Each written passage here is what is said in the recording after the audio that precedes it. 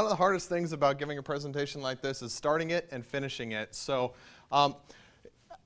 in my notes, I was trying to come up with, clever joke, and I had a placeholder, and my wife was looking over my shoulder. She said, "Clever joke, huh? Which clever joke are you going to tell?" And I really don't have any, so I figured I'd just put up a stupid picture instead. Because that's me with a mustache and really creepy sunglasses. And this is one of my students, Alyssa, with a mustache and creepy sunglasses. So this is why I love teaching. And I'm a teacher. That's all I am. I don't have any really new novel ideas. I've just kind of piecemealed a bunch of stuff together, and I went, I know this is going to work to help my students learn better. And that's just kind of how I function. I try to keep moving along and plodding along and doing what's best for my students, given who they are and where they are in a given situation. And I don't know if you've realized this, but students are a little different now than they were 15, 10 years ago, 5 years ago. I mean, with the advent of things like YouTube and all these other digital medias, we're bombarded with information. We're bombarded with just stuff that we have to wade through and slog through. My son is 8. My son could text before he could write. It's just the reality of the world. If he wants to learn how to do something, he hops online. He goes to YouTube. He loves origami, and he loves to just watch YouTube videos on how to make something new in origami. We're actually going to practice that. Speaking of which, did everybody get one of their origami sheets? Did anybody not get an origami sheet when they checked in? Let me make sure we get a couple of those passed out. All right, so I'm just going to send a couple this direction, and I'm going to send a couple this direction, and we're going to make sure everybody has that. And I want this to be as participatory as possible tonight, because I hate sitting for an hour and a half just listening to someone, and I hate talking for an hour and a half because I don't like listening to myself either. So we're going to practice to get started, okay? And to do that, you're going to need some sort of device that's connected to the internet in some way, shape, or form, either the wireless that's here or through your cell service, whatever it happens to be. It doesn't really matter, and you can share, because you can put multiple entries in here. You're not locked out per device. So make sure your cell phones are out and that you're using them. Okay? Make sure your laptops are functional and hooked up, however you want to do it. And we're going to come back. We're going to learn a little bit more about Alyssa and why in the world I would have a mustache and creepy sunglasses, because I don't often rock the stash, but sometimes I do. But I want to know who you are, and we're going to use something called Poll Everywhere to figure this out. Has anyone ever used Poll Everywhere before? A few of you? Okay, good. So it's real super simple to use. So here's how this works. You can do it in one of two ways. You can go in through your browser on your phone, or your iPad or your laptop, whatever, or you can text in your answers, whichever you like. You're going to go to pollev.com, pollev.com/Aaron Sams, AARONSAMS. Okay, super simple. Now, there is probably going to be one question up there right now, because I do have one active. If it's blank, it'll say, I'm sorry, there's no questions. Your presenter will have to activate it. So just keep that web browser open on that URL, and as I put new questions up, you'll get a new question there that you'll be able to respond to. Some of them are multiple choice. Some of them, you're going to text in a response, an open-ended response. If you want to use a text message, you're going to send it to 22333. And then I'll have a keyword or a code word, and then you put your response after it. Okay? So the number you send it to is 22333. I promise you won't get any information from me later on. I'm not going to spam you. I'm not collecting your information so I can build up my marketing research page or anything like that. I should do that maybe, but I won't, I promise. But it's pretty simple, okay? So some of these things are going to show up, and instead of a number, there'll be a word, or if you do it on your phone, it'll just show up and you'll just touch it. It's real easy. Okay, if you do it with your phone, again, you're going to text it to this number. You'll have to include the keyword or the key number, and then followed by your response. Okay, so let's practice. Here we go. We're going to go to here. Okay, so some of you are already in, and you're seeing the response. Okay, so if you could just send that in, we're going to collect these in real time, because I like to know who I'm talking to. If you're a Twitter user, you can tweet it in as well. All right, so we got a few K-12 people. We've got a lot of people in higher ed. We've got a few people who serve in a local church, others working at parachurch ministries, support ministries, and a few others. Yes, there always has to be some other, because inevitably someone will be disenfranchised. Okay. I want to find out who other is later. Okay, so good. This is good. This will give me a little bit. I kind of operate on I kind of operate by knocking things over. I kind of operate in a lot of these different realms. Like I was mentioned in the introduction, I was a K-12 teacher for 12 years. I'm working in a higher education institution in a seminary, helping them build a distance learning program, among other things, and I do some adjunct work in a school of education. I am a member of a local church. I don't actively serve in any offices. I've formerly been a deacon, and my seminaries could be probably classified as parachurch. So I kind of span a lot of these, but I'm not like really super good or an expert in any of them. So maybe that's a good thing, maybe that's a bad thing, but all I'm going to do tonight is share with you my stories. That's all I have. I have a little bit of research, I have a little bit of theoretical background to back this up, but I got lots of stories from lots of people, and I think we're going to package them all together and hopefully give you something fairly interesting, and I'm going to try to not knock over any more furniture because that's really embarrassing when I do something like that. All right, so let's close this out and get back to this. Where did my mouse go? I know, where'd my mouse go? It disappeared on me. There it is, okay.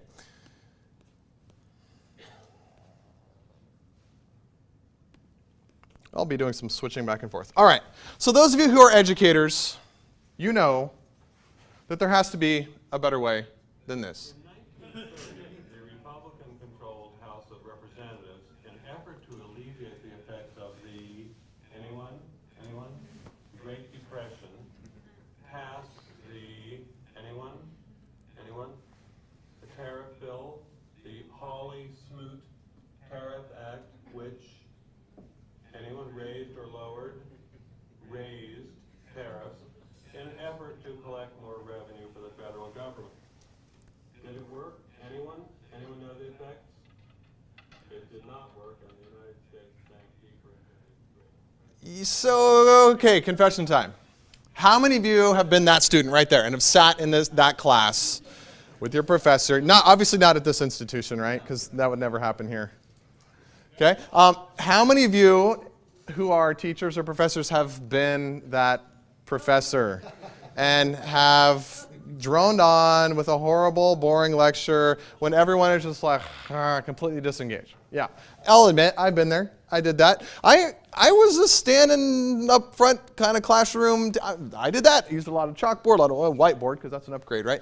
I did that for many, many years, and it was effective to a certain extent. My kids did okay. They learned chemistry. They did all right, but the whole time I'm thinking, I can do this better.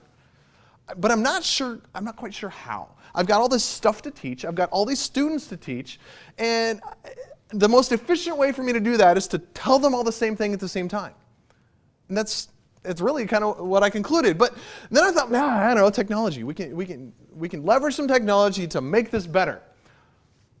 And I did. So I used PowerPoint and stuff like that, and then eventually we started to upgrade things. So let's talk a little bit about educational technology. My first grade teacher was a master at this technology. Not the cattle prod, but the chalkboard, okay, right? So Mrs. Slothauer, very, very good. Do you guys remember those things that were made out of wire and they had that wooden thing in the back and they had 5 pieces of chalk in it or 3 pieces of chalk, and you could draw on the board and then you show you how to make the letter J and all that. So she was really good at that. I mean, she always broke that thing out and she would draw the lines and she'd write it up there. It was great. She did a really good job, and it was good that she used the chalkboard because she smelled like coffee and cigarettes. And so she would come down to help you. You're like, hi. I'm like, oh, no, thank you. I'll figure it out myself. But it was okay, right? But this is educational technology, right? Slate and chalk are naturally occurring substances, but somewhere along the line, someone had to decide to hang it in a vertical fashion and smear the calcium carbonate onto the slate and go, cool, I can put things on there, like pictures and letters and stuff, right? And then somewhere along the way, we upgraded. So my 4th grade teacher, Mrs. Johnson, she had one of these. All right, so the bad thing about chalkboards, your 1st grade teacher, you're up here, you don't have a clue what's going on back there, right? So you got some kid in the 4th row being obnoxious. His name was Aaron, okay? But you don't quite know because you're up here. But the great thing about the overhead is now you can see all of your students all the time until you walk in front of it and get blinded by it and you have to walk back over here. The problem with this, though, is you can be spotted around town. Everyone knows you're a teacher because you got the blue the streak right here from like writing. My mom was a left-handed 5th grade teacher, so like her whole arm was always just covered in overhead smeared goo. These got the upgrade then too, and it's proto PowerPoint. Remember the little thing you'd crank, and the sheets would go across the top, right? So yeah, it's like PowerPoint, right? You get the words, you got the slides, you can go backwards if you want the new slides or the old slides. But if anybody wanted it, they'd have to like sit there and copy it down. So that's not so great. Then we all got these, and we started hanging these on the ceilings of every classroom in this country. Okay, I started teaching in 2000. I've never not had one of these at my disposal as a classroom teacher. They're everywhere, right? So this is cool because now you get to use PowerPoint because PowerPoint's awesome, right? And then all your teachers start using PowerPoint and the kids are like, not another PowerPoint, please, right? Because we're generally not doing it real effectively. And then we got these, right? Smartboard, interactive whiteboard. So we've gone now full circle to being able to see our class, and now we're back to this again, right?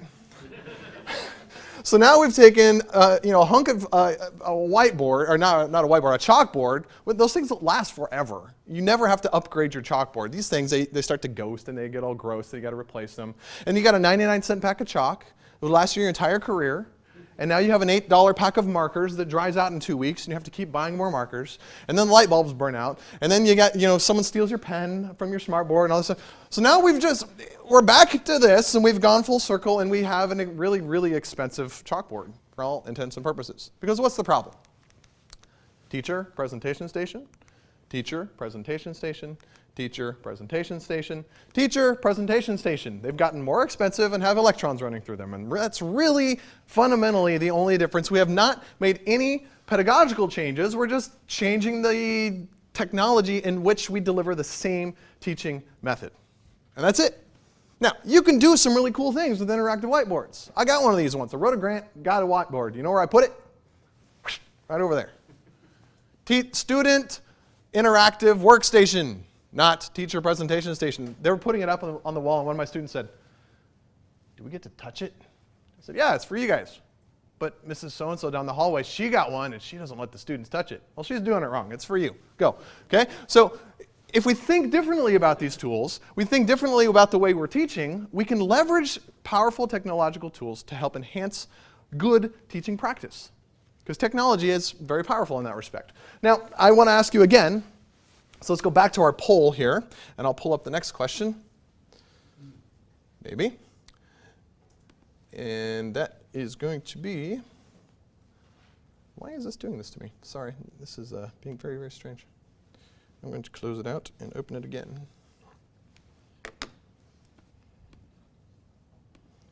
This is the awkward silence part of the evening. Here we go. Okay. So, what is the primary function of a classroom teacher? This is what I want to know. I want to know what you guys think about this.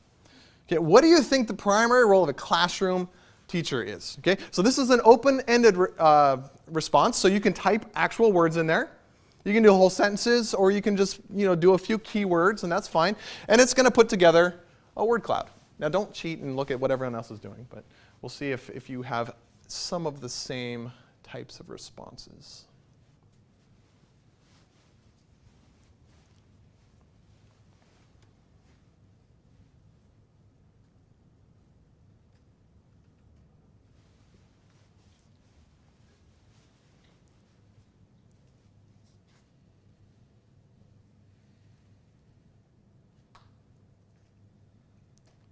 All right, lots of cool stuff.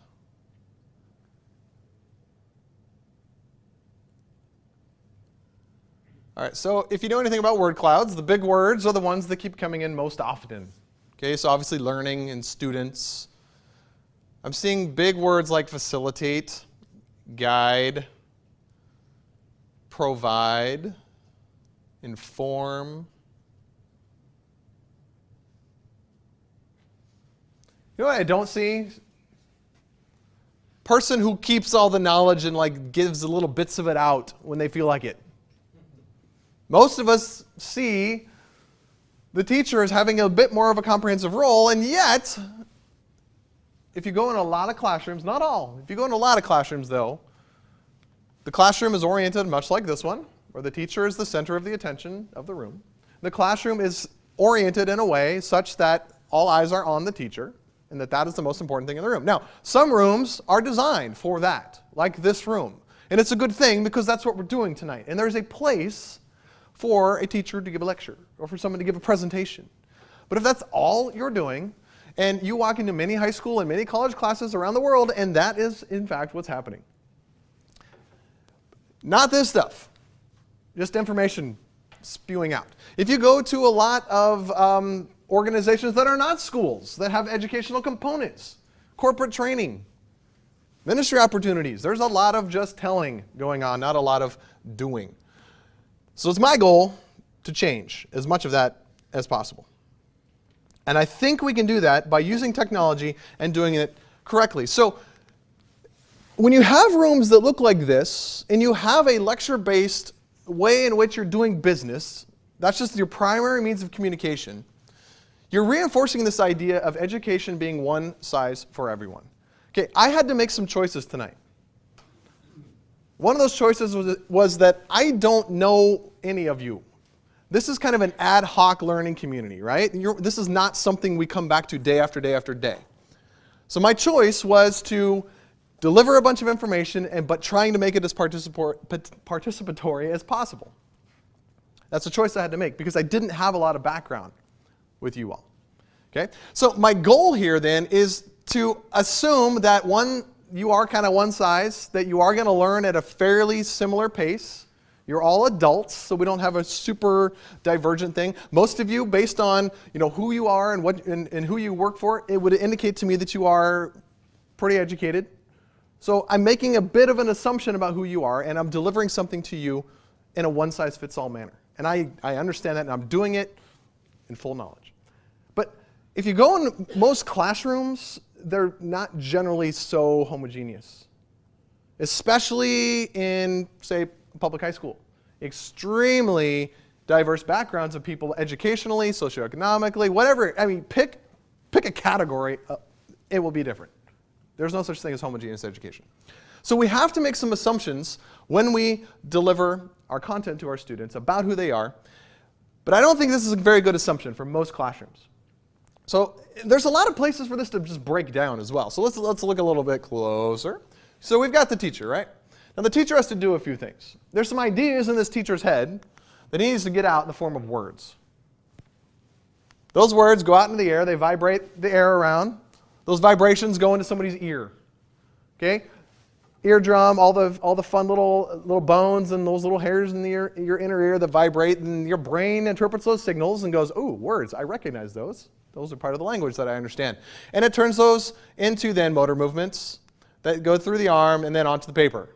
Right? It's called taking notes. Some of you are doing that right now, only sometimes some of you are typing. So this is pretty standard process, pretty standard practice in a lot of colleges, a lot of high schools, a lot of middle schools, even some elementary schools, and a lot of other places of learning. But there's so many places this can break down. What if the teacher just daydreams for a little bit, doesn't construct a very coherent sentence? Maybe your teacher's first language is not the same as yours, and there's an accent that you have difficulty interpreting. A lot of windows open I see here. This guy, I don't even think he's looking. He's like staring out there at something. It must be a bird in a tree or a squirrel or something. I don't know. He's paying attention to something out there. Noise could come in here. Then we have signal to noise problems. Maybe he has a hearing disability and can't hear that very well. Maybe he has some sort of learning disability or motor disability that would prevent him from taking accurate notes. So at some point, there could be breakdowns. Now, you can effectively communicate this way if everybody can pay attention and can take notes appropriately. But the goal, obviously, to get not the things on the paper, but into the brain and some learning to actually happen. There's a lot of breakdown points here, right? Now, did you ever have one of those teachers or professors who just kind of read you their outline? That was their primary means of teaching. And then your goal is to write down the outline as quickly as possible so that you can then study the outline that the teacher read to you so that you can then pass the test, which is based on the teacher's outline. I always thought it would be a lot more effective if he just gave me his outline. All right? Let's talk about something else. I can read your outline. Put it in a book. I'll even buy it. That's why I become a college professor, right? So people can buy your books on the required reading list, right?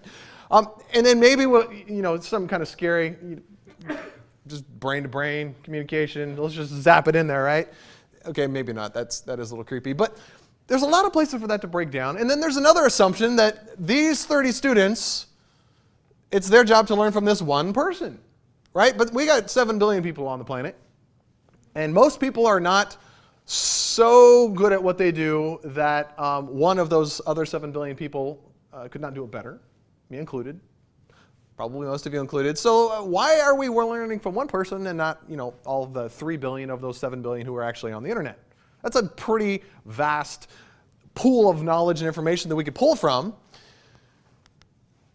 because we have this wonderful, lovely thing called the internet. So I don't know about you guys, but it's pretty easy to get stuff that I need, right? So let's try a few things. Okay, Google, who was the 40th president of the United States? Ronald Reagan was the 40th president of the United States. Cool. Okay, Google. Okay, Google. Translate President of the United States to Spanish. Presidente de los Estados Unidos. Okay, Google. Translate President of the United States to Japanese. アメリカ合衆国大統領。 I did that in Tokyo 2 weeks ago. They said it was right. So, okay, Google. What is the electron configuration of oxygen? The electron configuration of oxygen is 1s22s22p4. Those are all things that I have either given on a test myself or have taken on a test myself, right? I can ask my phone and it will tell me the answer. Why are you putting that on a test? Okay? We got bigger fish to fry than information recall, right? I mean, now, do I want my chemistry students to know how to figure out the electron configuration of something? Yes. What's a better question? Okay, Google. Compare the electron configuration of sodium to the electron configuration of magnesium and tell me why they have different chemical properties.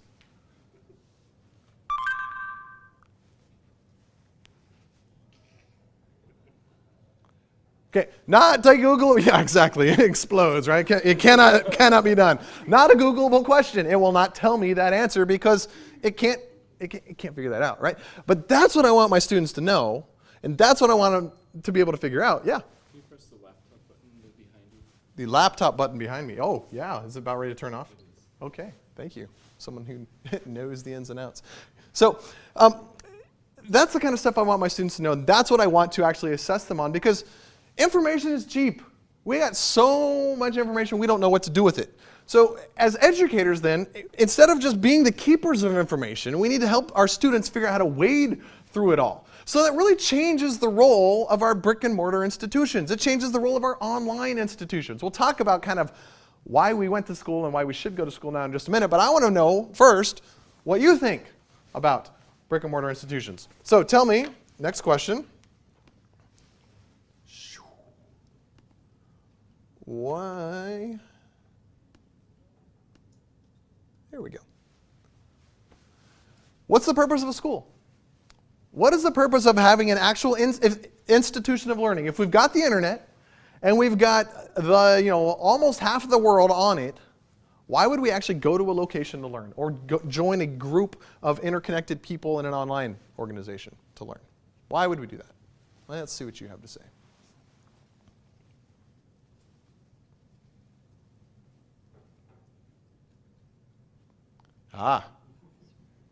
Learning together, community, yes, because people are important. Aggregate, there's a good word. Buzzword. Buzzword bingo, you ever played that? That's fun. Yeah. All right.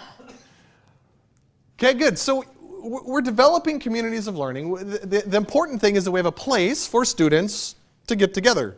Good. This is perfect. So information it doesn't do much for us in isolation.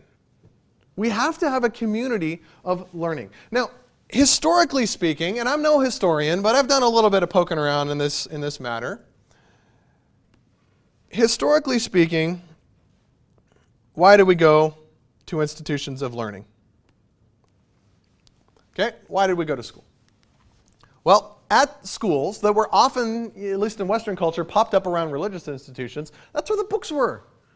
We had people copying and collecting all of these works that had been written about most of what the world had figured out to that point. It is conceivable that at some point in time, one could have read all of the things that humans knew about. I don't know if that's true or not, but it just seems like a conceivable concept because we had a limited amount of information. Sure, there's only this much. I could probably read it all. Don't think you can read all the internet anymore.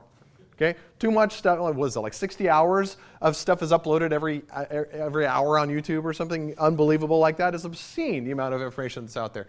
I was actually just having that conversation with my mother-in-law today. She was talking about, she's like, yeah, I didn't realize that you couldn't watch all of YouTube. I'm like, yeah, there's a whole lot on there. So, yeah. And then we kept those books in the library. And if you wanted to get access to the stuff, to the information that we knew about, and that somebody took the time to write down, you actually had to go to a location to get it. And then we had these libraries and we had these places where they were all collected, oftentimes around monasteries and other institutions. And then people were there and they had read all those books. And then they started to tell others about it. And then people from around would say, oh, there's so-and-so who's there and he has read all those books and I want to go learn from him and study under him and spend some time with him and learning about it. And these little communities of learning just kind of popped up. And we had to go to those places to get access to the information. Okay? So, yeah, enter 20 years ago, and everything instantly becomes like library in your pocket. An interconnected so we had interlibrary loan, and we still have interlibrary loan. This is like that on like super turbo speed because it's all just connected and you can just ask your phone and it'll tell you, right? So now libraries are still important and teachers are still important. People who are experts in their field, that's an important thing to have as part of this community. But the fact that we don't have to go to a location to get access to the information, we don't have to sit in a room like this just to hope that they tell us all of the things that they know about something and we can learn from their expertise. We can expand that out from there. We have another kind of like ring of information that has fundamentally changed the way in which we have to educate people and the way we have to treat our educators and our learning institutions. Completely has changed the game. And some of us have been a little quicker to adopt to this than others. Okay? Like, the thing that drives me nuts, you go into a classroom and it says, no cell phones, absolutely no cell phones, because we don't want you to have access to the right information. We want you to have to like recall it out of your brain. Okay? We don't want you to cheat. You know what I did one of these a couple years ago? I said, okay, you know what? All my tests are open internet. Go. You can use any resource you want. It's like open book test, but to the millionth degree. You know what I realized? I was a really bad test writer. I was giving my students the dumbest questions in the world, and I didn't need to ask them anymore. And then I was able to like take my exams to a whole nother world and like ask them good things and deep things where they had to make connections. And when my students realized that learning was more than information recall, guess what? They rose to the challenge. We totally underestimate students and people because we're not pushing them where they need to go. All right, so given this fundamental change that we have in education and in educational institutions, because we have this big world and this vat of information that we can all tap into, what are we going to do about it? How are we going to change this? Well, part of my premise with everything that I do these days is that we have education backwards. Okay, by the way, he's the world champion backwards bowler. Just FYI. I can't even bowl forwards. I don't know how he does it backwards. But what do I mean by that? Okay, how many of you are parents and have children who are school age in this room or have had children who are school age in the room? Okay, a few of you. Have you ever had this experience? Because they went home with something that they can't do. So the idea that we have school backwards is we do the easy stuff in class and we do the hard stuff and we send the kids home with the hard stuff. We do the easy stuff when there's an expert in the room, an educational and content area expert, and then we send them home to do the project. Home to do the research paper. Down to the library to mine through all that information, right? So that's what's backwards. So as a teacher, as a content expert, I can tell you anything you want to know about chemistry all day long, any day of the week. I can do the same thing now about educational technology and the flipped classroom concept, all this stuff, because we're doing it wrong. It's easy for me to just, on no sleep, ill-prepared, going, oh man, I forgot to like plan my lesson. Well, I'll just wing it. And you know what? You can wing it when you know what you're doing, when you are a content area expert. I've done it. Any of you who are teachers probably have had those days when you just wake up and you're like, no, I forgot. You just wing it. It's easy. Students, it's easy to be a passive learner. It's easy to sit there and write down everything that goes up on the PowerPoint slide, right? Or everything the teacher says, unless you have a disability. But it's pretty simple to be there, to just be present, or maybe sleeping in the back row. So why do we do it that way? To be honest, I don't know why we do it that way. I think we do it because it's easy. That's the low-hanging fruit. It's an easy entry point, and now I'm going to send you off to do something else. So this is what really kind of pushed me to do a lot of development work around what's now known as the flipped classroom. So in 2006 and 2007, that's when kind of the idea of making an online video became super simple for everyone. This was actually pre-YouTube. This is when Google Video is where I was putting all my content, right? And then Google acquired YouTube, and then that took over. But I said, if we're doing school backwards, and I know we're doing it backwards, and I want my students who I know are having these experiences at home, I want to be there when they're stuck. I want them to do all that kind of work in class. But the problem is I have this much to cover, and I only have this much time to do it. So there's always something I have to send home. Well, let's change the time and space in which that happens.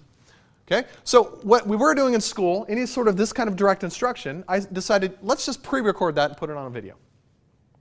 Anything I was sending home, let's put that back in the classroom. And I call this Flipped Class 101. Okay? The entry point into leveraging teacher-created video as a teaching tool. Now, it's a pretty good place to start, but it's not a very good place to stop. Now, I can talk to you for like an hour and a half, maybe 3 hours about this. But the cool thing about video is you can really compress a lot of information down into a short little bit of time. So let's do that. Let's hear it from me, but in a nice compressed way. I'm Aaron Sams. Aaron Sams, the flipped classroom guy? Yeah, you probably never heard of me. Let's see here.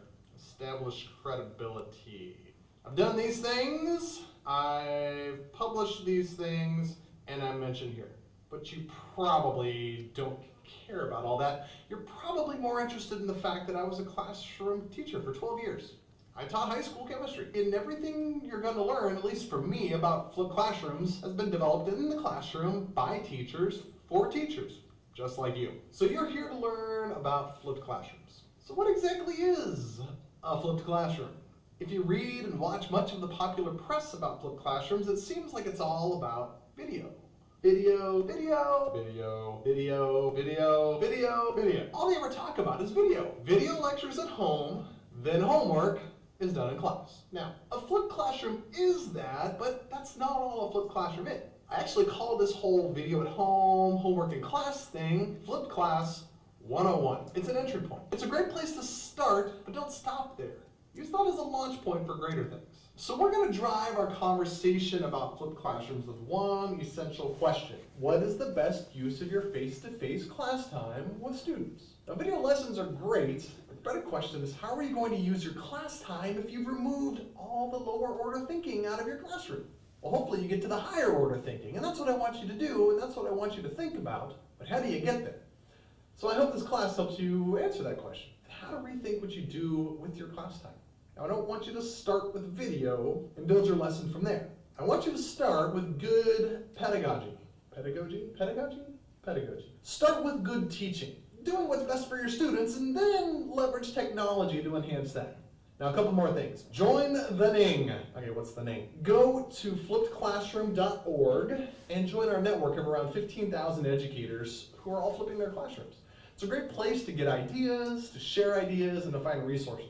And speaking of resources, visit flippedlearning.org. Now, this is the website of my nonprofit organization that exists solely to help teachers flip their classrooms. Now, there you'll find research and resources and even some events that are being hosted in your local area and loads of other great things to help you get started. So here we go. Let's get you flipping your class. All right, so there you go. That's the nice compressed version of what this flipped classroom concept is all about. Okay, so video is a powerful tool.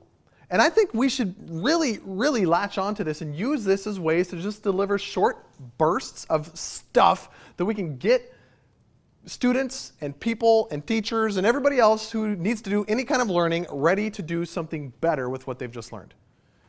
Finally, I think getting to the point that we've known for decades about what education should be and could be and is in some amazing places, but a lot of people are not taking advantage of. So, Does this mean I think all lectures are bad? And that nobody should ever give her a lecture? Well, if I thought that, I would be a total hypocrite if I was standing here tonight. Okay? So, no, they're not always bad, but use them sparingly. Don't make this your primary means of communication with people. But this is the better question. What's the best use of the face-to-face time with my students? Once I started asking myself this is what drove me to really just rethink everything I was doing in my classroom. I didn't think like this before. I thought, what do I need to do on Tuesday? Let's see, my students are just finished balancing chemical equations, so the next thing I need them to do is a little bit of stoichiometry. Okay? I'm just saying, that's what I need to do. Not what's the best and most effective way for them to do that in terms of time and efficiency and my resources and their time. It was, what do I have to do next? That was my question. So I answer this in a negative. They don't need me physically present to learn new stuff, and I stumbled upon that by accident. I was absent one day. I needed to be out of town. So I thought, Typically I get a substitute teacher, and they come in, and my students don't respect them. They're just there, to make their $100 or $70 in the district I was in or whatever, just a horrible amount of money we pay substitute teachers because it is the hardest job on the planet. We should be paying them millions of dollars, along with the rest of the teaching staffs. But business people, get that going. Okay, so I'm not going to tell them new information because I know since I'm not going to be there, I'm going to pre-record my lesson. And the subs plan is going to be press play. Not press play on like the Disney video that some teachers would just pop it in and hit play on the sub day, and the students are like, yes, substitute movie day. Now it was, wait, we have to learn while we're watching this movie? What's going on? But I realized quickly, I got back and my students like, Mr. Shams, that video was kind of cool because you talked about that girl over there in the third row and you weren't even there and you knew she was messing around. I was like, because she messes around every day. That's why I called her out in the video, So, but my students could learn without me. They didn't need me. I was not as important as I thought I was for them to learn the new stuff. And then I thought, wait a minute, I might be working myself out of a job.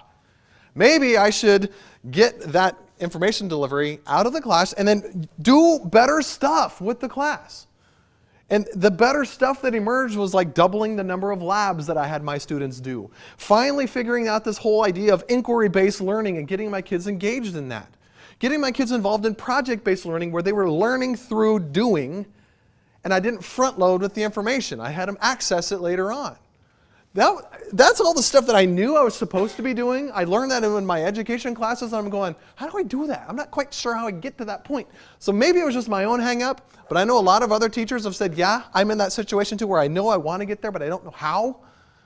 By building up a library of content, moving yourself away from it, and then just going to the good stuff, accessing the information when you need it, it's very, very valuable. Now, video is really, really good at helping us with the bottom tier of what's called Bloom's taxonomy. Okay? This is kind of a way of organizing the way we think about things. So this is like low-order thinking skills, remembering, understanding, real basic, just information recall, and just understanding how things work. This is the stuff where you're actually using the lower-order things, evaluating and analyzing, creating. I knew I wanted my students creating things and evaluating things, but I also knew that the content was important. So once I shifted the bottom two tiers of Bloom's out of my classroom, I finally had time to get up here. Because it used to be that I would spend all my class time at the bottom, and then I'd send the research project and the practice problems and the, build your own. California has the mission project, right? All fourth graders build the mission, right? They got to make something, right? That's all done at home. Because I was too hung up down here. But video is great for short bursts of low-order thinking information, getting it out there so you can get to the better stuff. So instead of a lecture-based pedagogy or lecture-based system, if we think more flexibly about how we're using our time and how we're actually delivering content to all of our students, we're going to really maximize the face-to-face time. So flipped classrooms and educational technology are not just about using video as a teaching tool. It's what you do with the class time, with the face-to-face time instead, now that you're not spending so much time with content and information delivery. Because if all you do is shift the video out and you don't do anything else better with your class, guess what? You've just worked yourself out of a job. Now the cool thing about video, so remember our history of education technology? We had the chalkboard, teacher presentation station, we had the overhead, teacher presentation station, and then smartboard. That's all being delivered to a group. Okay, you hang it on the front of the room because you can use that to deliver information to a large group.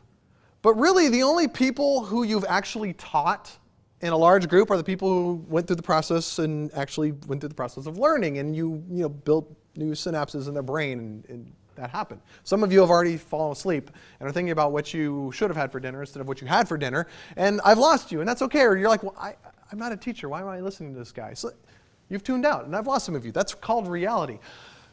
But the cool thing about leveraging video, and especially with mobile devices, is now I don't have to teach the group, I can teach the individual. We've moved direct instruction out of the group learning space, and we've shifted it into the individual learning space. So the beginning point, the starting point of learning. So what I want to do is show you why video can be a convenient tool. And we're going to do a few experiments here as a group, and we're going to figure out how you can use video well and how you can use it poorly. Okay, so to do that, you're going to need your little square of paper. And I'm also going to need a few volunteers. So I need a total of 6 people. Okay, I need 5 people to come over here and bring your square, please. So 5 people, any 5, I don't care who you are. Go ahead and just stand up, come on over. And no, I'm not going to tell you what you're going to do yet. I'm going to wait till you're here. And I need to pull this up. All right, volunteers. All right, so 1, 2, 3, 4, 5. Perfect. Come on down, and you guys hang out right here. I'll tell you what you're going to do in just a minute. Okay, I need one more volunteer to come over here and sit at my iPad station with these headphones. One more volunteer. Okay, come on over. Let me get this unlocked for you.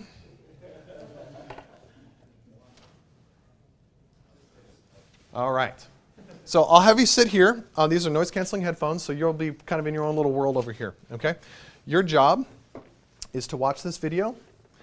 You can just tap the play button, it'll start playing. Okay. And just tap it again if you need to pause it. Okay? You have as much time as you need to do that, and you're going to want to throw those on. There's some volume adjustment right there if you need it. So your job, just take your time, do what you need to do, and complete the instructions on the video. Okay? Okay. All right. Now, everybody else, who has a pink piece of paper in their hand? A pink one. Okay. I need you to complete the activity, but you're not allowed to use your thumbs. Okay? If you have a pink piece of paper, no thumbs. Got it? Okay.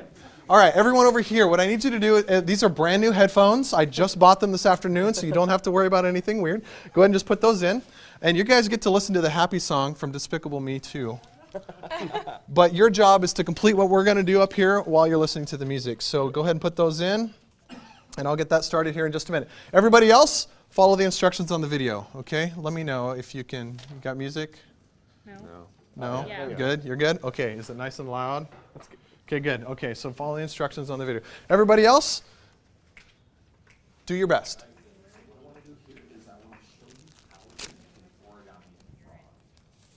All right, gang, so what I want to do here is I want to show you how to make an origami frog. The first thing you need is one of these square sheets of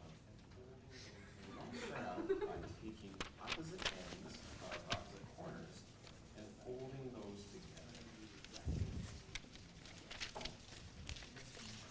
Fold that together, and I'm going to do the exact same thing with the other end.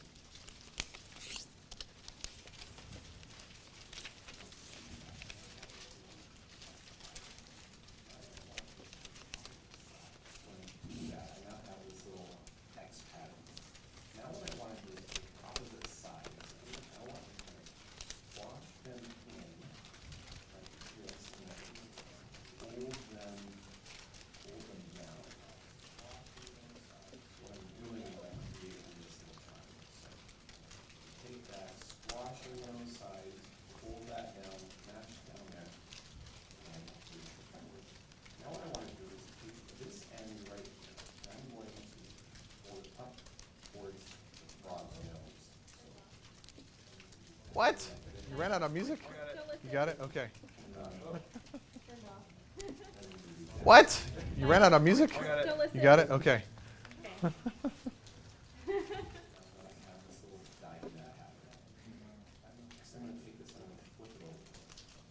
this time I'm going to take that end here, and I'm going to fold it towards the middle.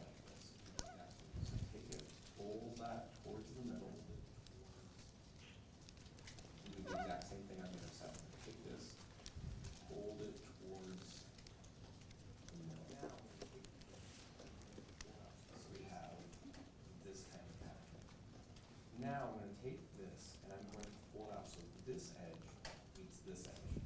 This middle edge right here. Now, do the same thing. So this middle edge here is going to meet this edge here. So now I'm going to put this back over here. Take this down next to this side. So now I'm going to flip this back over. Put it over here. And this time I'm going to take this side right here. I'm going to fold it towards the middle. So I'm going to hold that this edge here. Over here. And I'm going to do the exact same thing on the other side. Take this edge here, fold it towards the middle. Now, one of the things that you'll notice is that we have these two diamond patterns here. We've got a diamond pattern up here, a diamond pattern up here. We're going to start with this bottom one. So I'm going to take this part right here. I'm going to fold it up. Did you lose some music again? That's okay. Did you lose some music again? That's okay.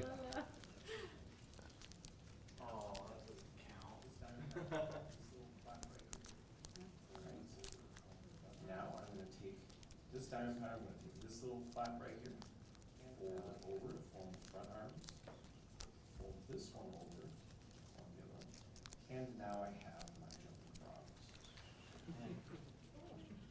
All right. What do you got? Let me see them. Okay, we got a few falling. Oh, okay. Can I ask you what happened? Like, where did the breakdown happen? Between the video and my finger. Okay. Was it the step where you had to like pinch it in Yes. after you did the four? Okay. It's often where that happens. How about anyone else not able to accomplish? Anybody with pink paper able to accomplish it? The very last step is too fast. Oh, okay, not bad. Very good. Okay, no, it died. See, Step 3. well, look at this student. He's still working. Let's all just get up and walk out. Yeah. So how'd you guys do? Okay. All right, not too bad. Pleasant little song. Was it okay? Could you figure out what was going on just by seeing well enough where It was difficult because I'd like go to do something and I'd look up and I'd miss like the next step. Yeah, because you didn't have audio cues that indicated he was moving to the next step. Okay, good. All right. Good. What else? Anybody else struggle, or at what point was there a breakdown or a problem? Look at this guy. Still going. Keep going. It's fine. Right? So. It was stressful to try to keep up. Okay, stressful to try to keep up. What's that? He's done. Okay. Are you done? How'd you do? You got done last. I did. Yeah. Do you think that's a problem? Wow, that's nice. Look at that. Way better. He's got like nice sharp creases. Like, that's nice. Okay. So, a few things we can learn from that. Okay, you guys can grab a seat. Thank you. So, obviously, I was intentionally stacking the deck. You know, so pink paper, you can't use your thumbs, right? So, I've intentionally given you.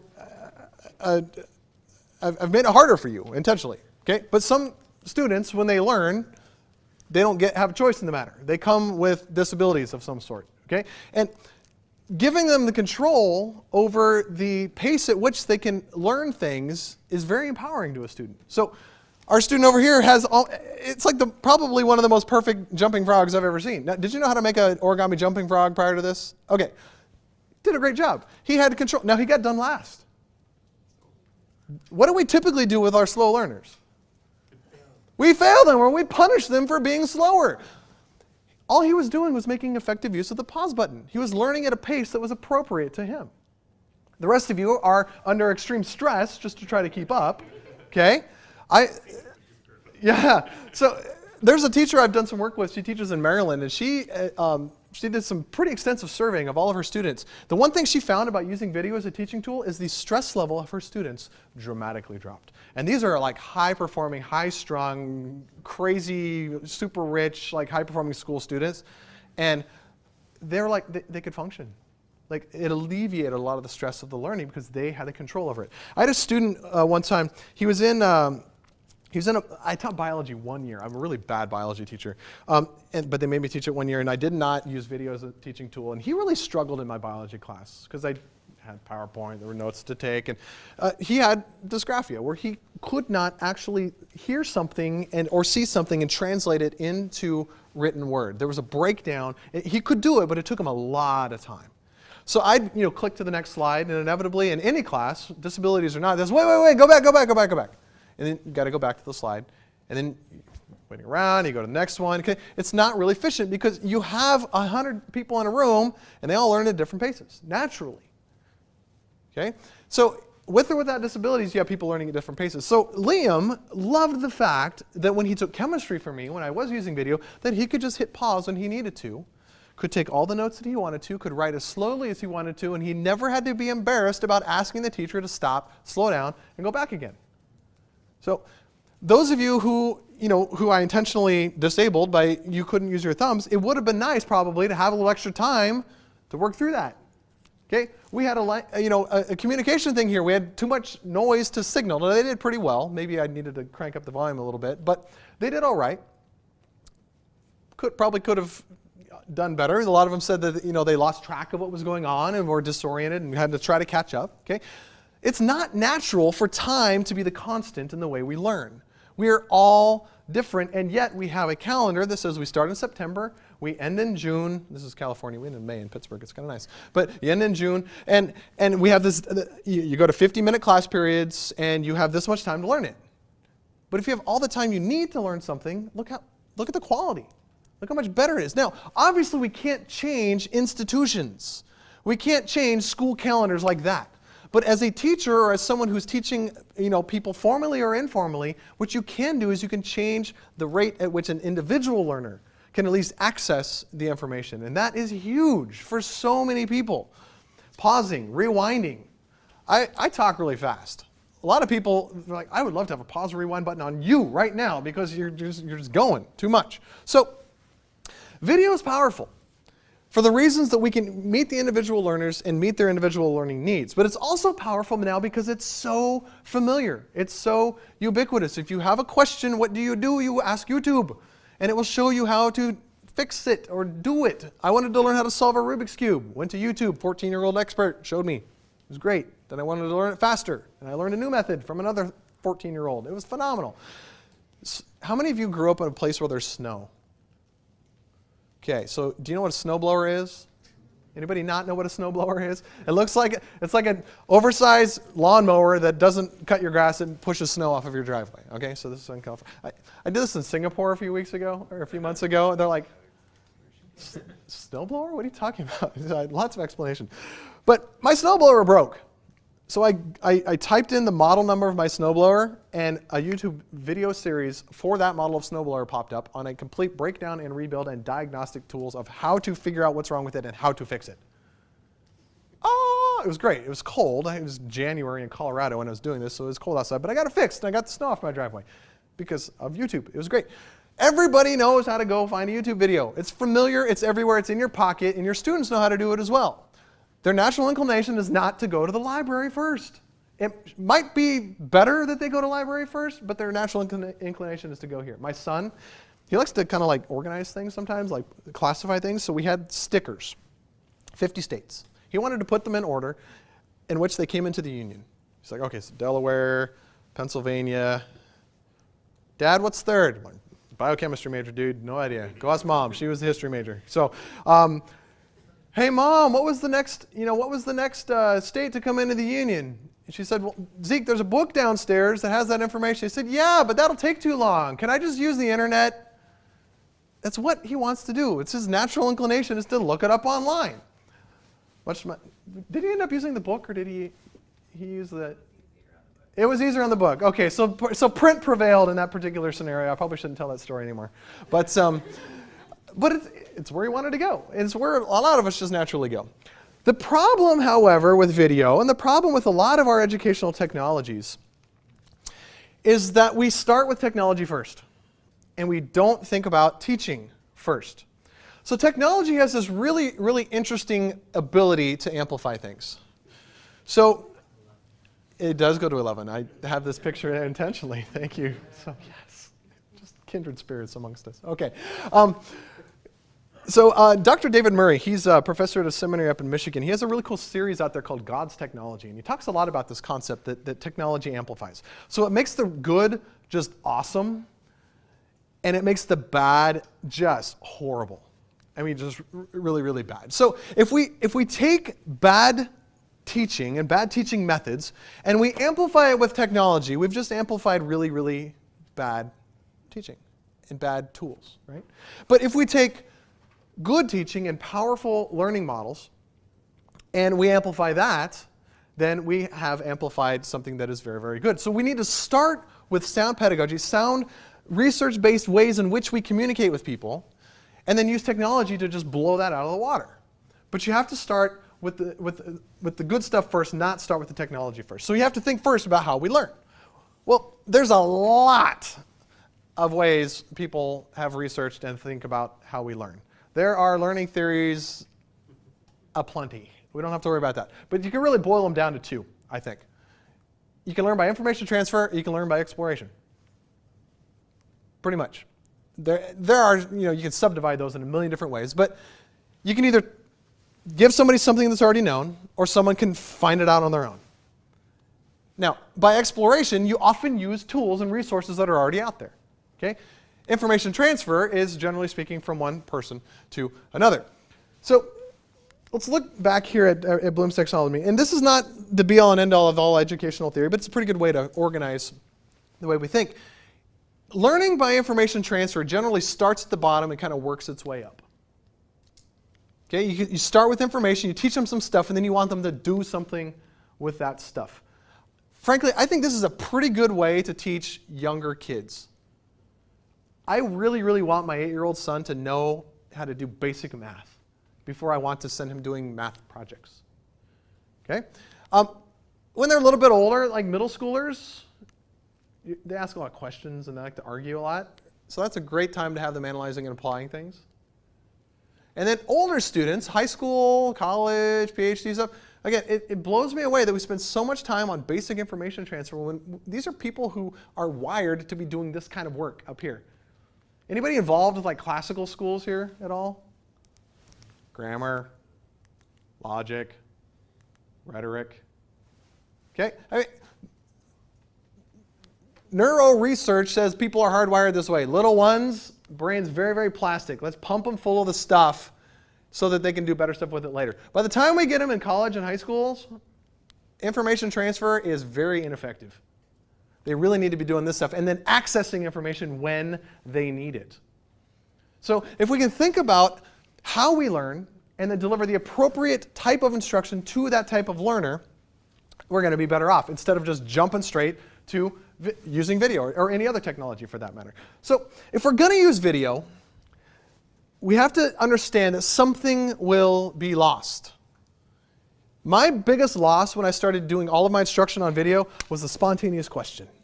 I'm stuck. Wait, hang on a second. Explain that. Expound on that a little bit more. Now the cool thing is that there are other technological tools out there that we can use to help facilitate that process. Okay, 8 years ago, type it in the online forum. Type it on the blog. I will, respond to it. I finally just started giving my students my cell phone number. I said, text me if you have a question. I might not be able to work out the chemistry math answer for you, but I can at least give you, some direction. Shoot me an email. Now there are, technologies out there that you can pause a video, post a question, and you have a community, a social community built around the device or the software that you're using to actually deliver the video. And student can ask a question, someone else can respond to that, so we can leverage technology to facilitate some of those things that were lost. But you can never replace face-to-face interaction. Ever. None. Recorded lectures are pretty good ways to transfer information. A Skype session is a pretty decent way to be almost face-to-face when you're in different parts of the world. I love just, pulling up FaceTime and seeing my kids when I'm on the other side of the planet. It's great. I love that I can do that. It's not the same. I can't give them a hug, but it's helpful. It's better than nothing at all. So what do we lose? Well, you lose the spontaneous thing. You lose the face-to-face, like body language. I can see who's still interested. I can see who's laughing at the dumb jokes that I tell. And I can see the people that are going, man, that one was dumb, that one fell flat. And that's fine, that's part of a live interaction. But we do lose some things. I would actually commend an article to you that just came out by Dr. T. David Gordon. He teaches up in Grove City College, near where I live now. He wrote an article for Modern Reformation. It was mostly about digital courtesy, almost, and fostering kind of norms in your own household for how you use some of these technologies. But he had an interesting term. And he said electronic technologies began a process of disincarnate communication. Now, first he starts talking about the telephone, and he starts talking about other things. But disincarnate communication, these are our incarnate bodies. When Christ came to earth, he inhabited a body, like he had a body like us, fully man, fully God and fully man. He had one of these. So if we remove the actual physicalness from the communication, something fundamentally has changed. It's not the same. Okay, I mean, the thing is we've been trying to separate, from the body and the spirit for thousands of years. One of the earliest heresies in the Christian church was the Gnostic heresy. Body bad, spirit good. Okay, but we can't separate them. We are both. We are whole beings or whole people. We need to treat each other as such. So when we remove the face-to-face, when we remove the human interaction, something is lost. And we have to recognize that. We can never say that digital communication is the same as face-to-face communication. A teleconference is a pretty close approximation, but it's not the same. Another interesting thing in this article is when you have a teleconference, when you have a digital meeting, someone will say, is everyone present?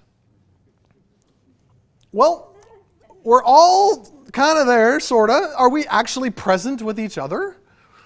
Sort of, kind of, but not actually. We're leveraging technology to get as close as we can. So it's not the same. So we can't replicate face-to-face interactions, but we can approximate it. And we can do a pretty good job of getting there. But I think it's better than nothing. I think we should use these things. We should use them to the best of our abilities, but never confusing the fact that it's not exactly the same. So if this is disincarnate, if something is lost, then why would we ever even want to use video as a teaching tool? Why don't we just do like some institutions have said and said, we're not doing any distance learning? None whatsoever. You have to come to our location for the whole experience. You can make that decision. Frankly, I don't think it's a very wise business decision. You're going to lose a lot of students. The world's changing. And to be perfectly honest, I think a lot of our educational institutions may have a higher opinion of ourselves than we should, maybe. That maybe what we actually have is maybe not quite as awesome as we think it is, that you actually have to be physically present. That's reality. And I run into that a lot. People have kind of an attitude about, oh, well, you have to be here. I'm like, really? Have you sat in one of your classes for a while? You got some room for improvement. I've been there. I've been a teacher who, and still am a teacher who needs to improve. So we can always get better. So why would we want to? I think it goes back to this. How do I use these technologies, limitations fully acknowledged, to make better use of the time when I actually am face-to-face with people? Now, the face-to-face can be in the same room, or the close approximation of, let's say, a teleconference and a teacher-led time. We need to maximize that time, make better use out of it, so that we can teach people the way they are. Now, here's a problem we have in education. We are very content heavy, especially in K-12 education in public schools. All we do is content. We got standards running out our ears, we got exams, we got standardized tests, all that stuff. And so in order to make sure we perform well in these standardized tests, we go over the top with content. And we really have sacrificed curiosity and relationships, or what I like to call context. And I think we really need to balance this out. And this applies not just to K-12 education, or higher education, but any way you have any sort of information transfer or any sort of learning going on. Now, we have three things, and anytime you have three things, what do you have to do? You have to make a Venn diagram. It's required. Okay? So the middle is the good, right? Okay. So let's talk a little bit about this. If we take content, curiosity, and this context of learning, and we keep them in balance, I think we're really onto something here, because they're all important and they're all essential components of learning. So content. There's a lot of people in the education world that don't think content is important, that we should completely abandon standards, that we should have students only learning what they want to learn when they want to learn it. My 8-year-old would only learn about Legos, ninjas, and baseball if I left him to his own devices. Now those are cool and those are fun, but I still want him to know how to read and to do math. So content is still important, so we cannot abandon content. Okay? Truth exists.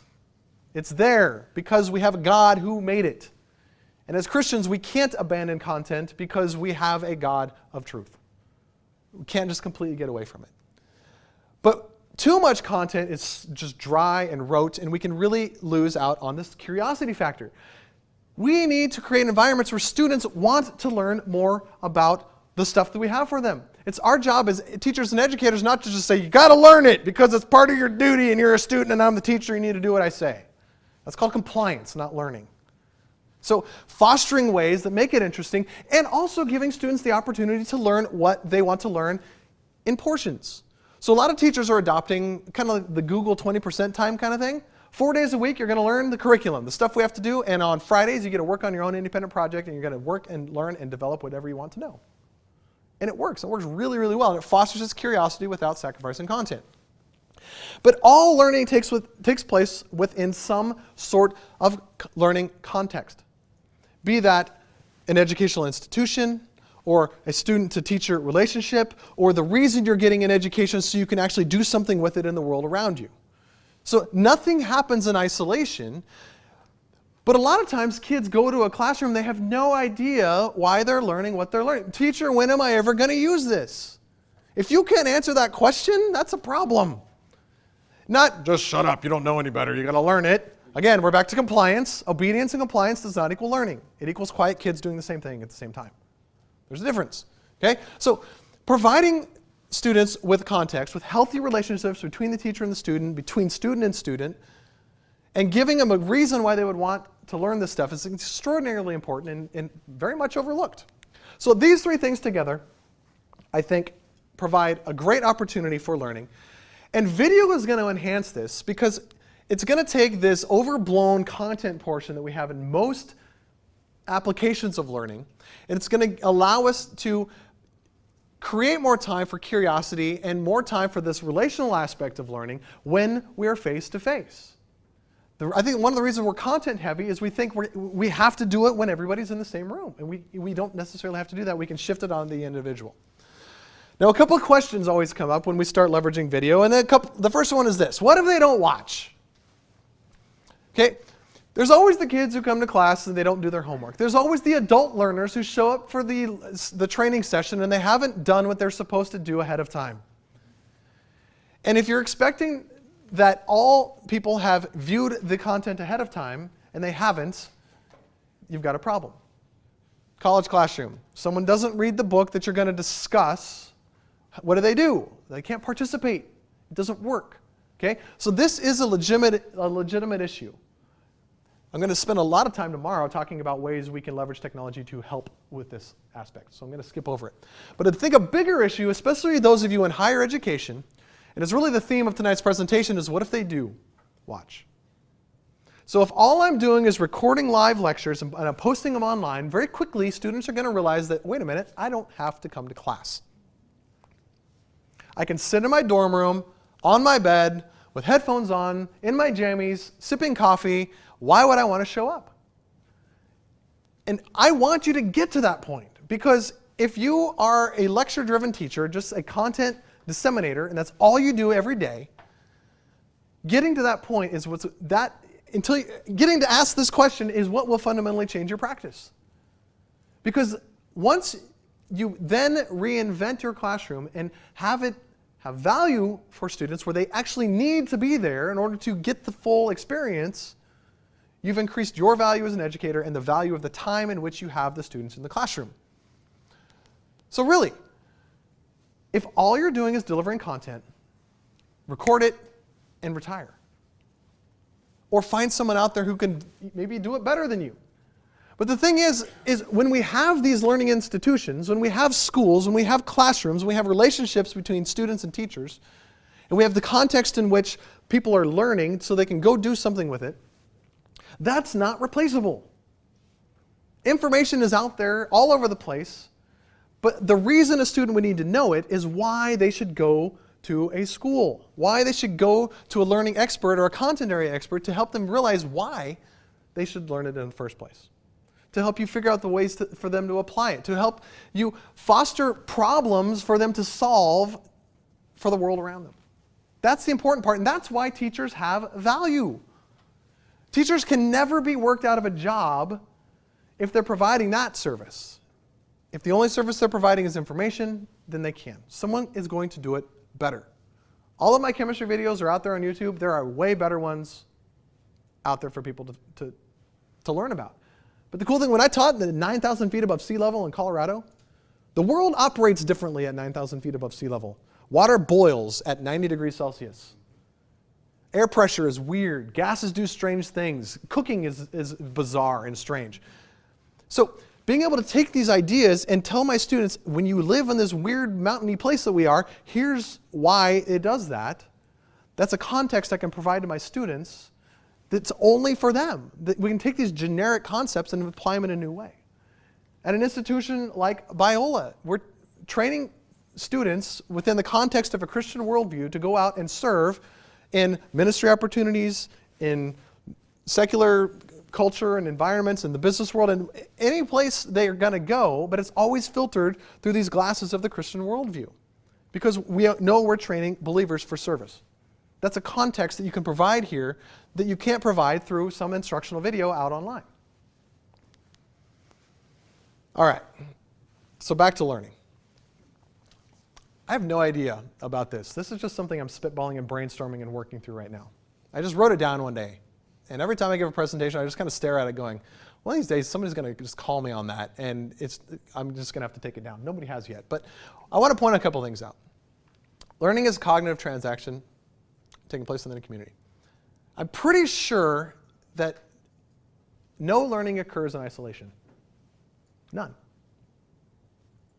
Because it's very, very hard to live a life of entirely isolation. Even if you do, there's probably books that you like to read. And then you're sort of kind of interacting, because a transaction is an interaction between two people. If I pick up the Odyssey, I'm interacting with ideas that were written by someone 3,000 years ago. Someone wrote it down. There's a transaction taking place with an idea that was in someone's head, and they wrote it down, and now it's in my head. That's just bizarre to me, that can actually happen. Seriously. So there's a transaction taking place even when I'm by myself picking up something else that somebody else has made, somebody else has manipulated, someone else has written. So it happens within some kind of community always as well. Even in isolation, there's some strange, bizarre, like literature community going on between writer and reader and translator and publisher. There's a community happening right now. This is kind of an ad hoc, instantaneous community that's been put together for this particular conference. Communities happen in institutions of learning. That's why they're important. Be they brick and mortar or online, informal communities pop up, but nothing of this happens in isolation. This is why learning has to be a human-to-human interaction, and why that face time, or at least that instructor-led time, or the teleconference time is so important. Because if you remove the community aspect, there's really no transactions taking place, and you've got someone just kind of sitting there thinking. Even pure research, you're building off of somebody else's work. If I go outside and I just start looking around me, I'm actually observing the handiwork of the creator of this planet.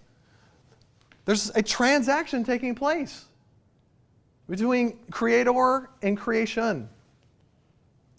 So we can't do this in isolation, and technology can be very isolating, which is the danger we have with that. But we can, again, leverage that to enhance that community. And we can use these technologies then to, I think, move away from the isolating aspect of technology and leverage the power of how the isolating aspect of technology can reach an individual learner, targeted and pointed. And we can do some of that using what's called UDL, Universal Design for Learning. Now, Universal Design for Learning is some work that's done out of Harvard, and it's actually based around like universal design for architecture. 100 years ago, we built buildings with lots of stairs. and with doorways that walking people could access who are of average height. And then we realized, wait a minute, people who access buildings on wheels are going to struggle to do that. Someone in a wheelchair, someone pushing a stroller, and then they started building ramps. And if you wanted to do new construction on a building, or a retrofit on a building, you actually had to upgrade and make it accessible to people. Okay? So if you look at a lot of buildings now, they're not built with a lot of stairs. They're built with ramps because everybody can access a ramp. So the idea behind universal design for architecture is you design for the fringe and everybody benefits. Instead of shooting for the middle and hoping you get most, you design for the perimeter and everybody gets in. So we can take those same concepts and we can apply them to a classroom where instead of teaching to the middle and hoping I get most of my kids, then the high flyers who've got it, like in 5 seconds, they're bored out of their mind, and the kids who struggle and the learners who struggle just continue to struggle and they get further and further and further behind. If we design for the fringe, everybody benefits. So we design in ways that meet the learning needs of all. And to do that, you cannot deliver a one-size-fits-all education. It simply doesn't work. You have to have a flexible environment and a flexible pedagogy to be able to do that. So video is a powerful teaching tool to be able to deliver that to an individual at an individual pace. So there's 2 components of universal design for learning that I found to be extremely powerful in my own practice in using video as a teaching tool. One of the principles of UDL is that students need multiple ways to access information or to learn something. It used to be that you came to my class and Mr. Sams taught on Tuesday how to balance chemical equations. And we did it on Tuesday because that's the day it showed up on my calendar. And if I wasn't there to do it on Tuesday, then you weren't going to be able to learn it. And then I decided to get clever and use video. So I decided, okay, I'm going to record it. And now students are going to learn from the video. And I had a student who said, Mr. Sams, your videos are dumb, and I can't learn from them. Can I just read the textbook? Like, well, yeah, of course. Read the textbook. That's fine. Then, Mr. Sams, can I just Google the learning objective and get it off the Purdue chemistry website and just read that? Yeah. Hey, I found this other chemistry teacher online and I like his videos better than yours. Can I watch his on the same topic and learn it from him? Yeah, that's fine. So I got to the point where I don't care how you learn it. I just want you to learn it. Here's the thing you need to learn. Here's the learning objective. Here are the resources I'm going to give you to learn it. Go. If you don't like mine, find somebody else's. And they did. One of the other aspects of universal design for learning is that students need multiple ways to demonstrate their understanding of something. Traditional method, come to my class, we take the test on Wednesday. Student gets A+, excellent, they get it. Student gets 40%, moving on. 40%, that means they got a pretty significant portion they don't understand, and yet we move on. Because we have the whole class that needs to get through the material by the end of the year, or by the end of the course, or by the end of the training session, whatever it happens to be. But if we give students control over the way they access information and control over the way they demonstrate understanding of the information, then the students' needs can be met. So you can take my test if you want, or you can demonstrate your understanding in some other way, be that a project or anything else that you want to do. So I will show you a few of those examples. I have a million stories I could tell you, but I would rather just show you.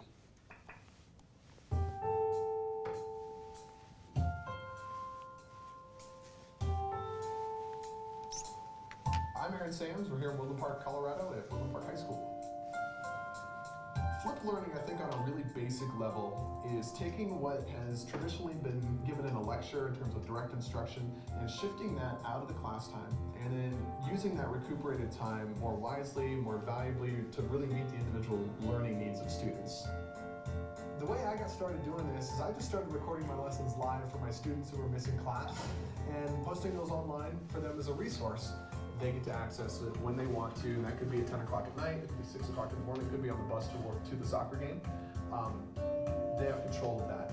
Students would watch those before they came to class, and the class time was work time, engaging in some higher order thinking, and so we didn't have to use our class time for direct instruction, we could shift that out of the class.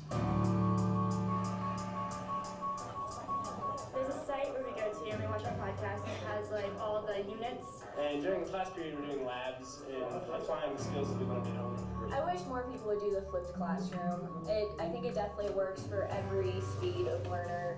If a student is a fast learner, they can go through the material as quickly as they want. The slower learners, the students who struggle, They have control of the rate at which they learn the materials. So they can pause the teacher, they can rewind the teacher, they can view it multiple times if they need to. If everyone's not doing the same thing at the same time on the same day, my class looks a little chaotic. It looks like a spring circus of learning is what I call it. I also give them the option, if they don't want to take my test, to demonstrate their understanding in some other way. So I have students making video games, writing comic books, creating art projects. So yeah, the sky's the limit. Whatever they want to do, as long as they can prove to me that they get it, that they're learning, that they understand these things, and it's good enough for me. There's a school in Michigan that has adopted this instructional model for all of their core classes. What they're seeing there is that their failure rates have gone from like in the 40% down to single digits. So that's pretty remarkable there. One of the concerns that educators are really wrestling with these days is the fact that we are preparing our students for jobs that don't exist yet.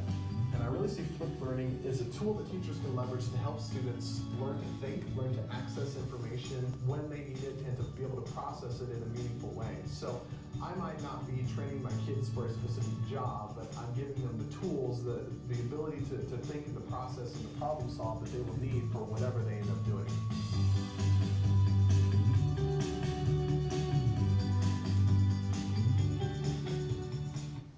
All right.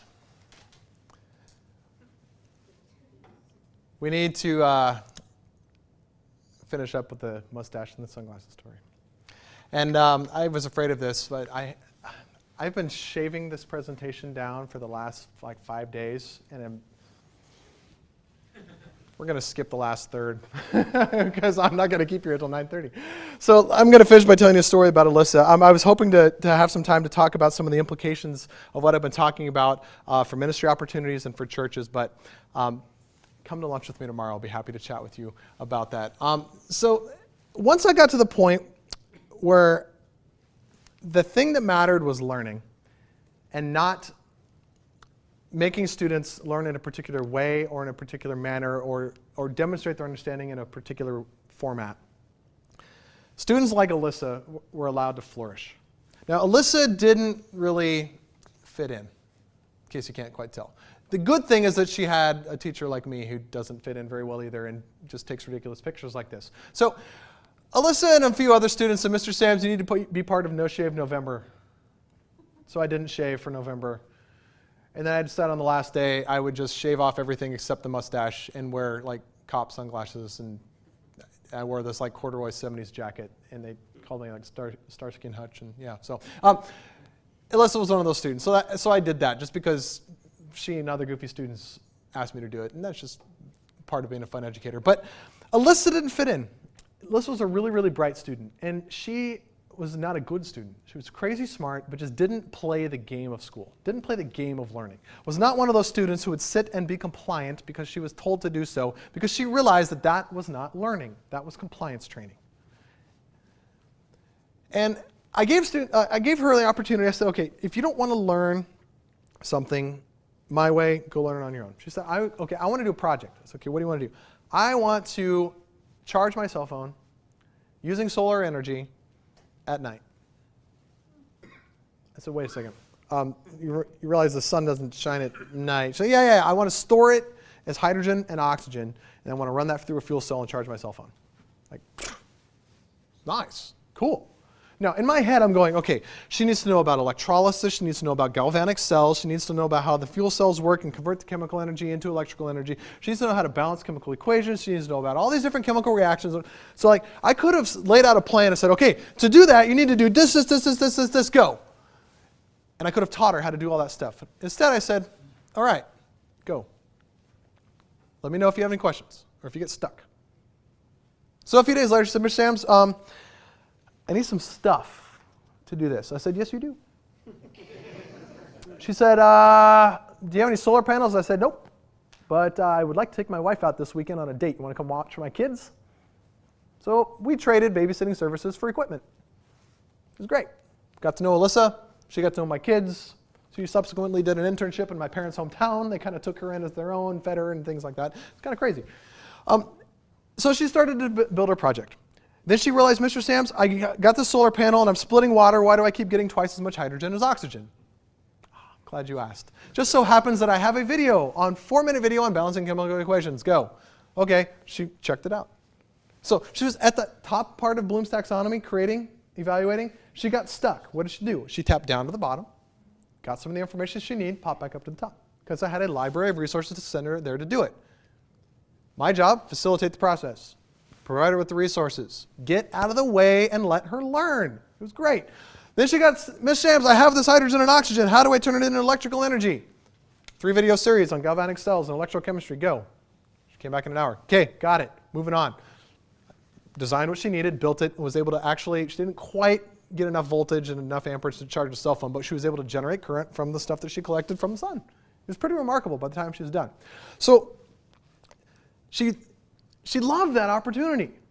She came alive and did more things like it. And that's just one example. The cool thing is she's now becoming a chemical engineer. Colorado School of Mines, she's going to graduate next year. And I almost get choked up about this because this is an example of a student who would have gotten lost in the shuffle because she realized compliance training was not the same thing as education. She was bright, and we were killing her creativity, and we were killing the way she was supposed to learn. And I had to change my practice in order to help her become better.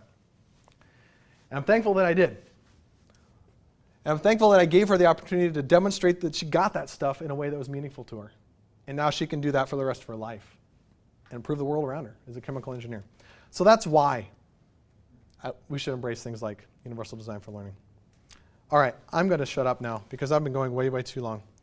I'm going to wrap up with one last thing. Video is not perfect. We understand that. It cannot replace face-to-face interaction. But it's a powerful tool that we can use to get stuff out there. It's powerful for a lot of reasons.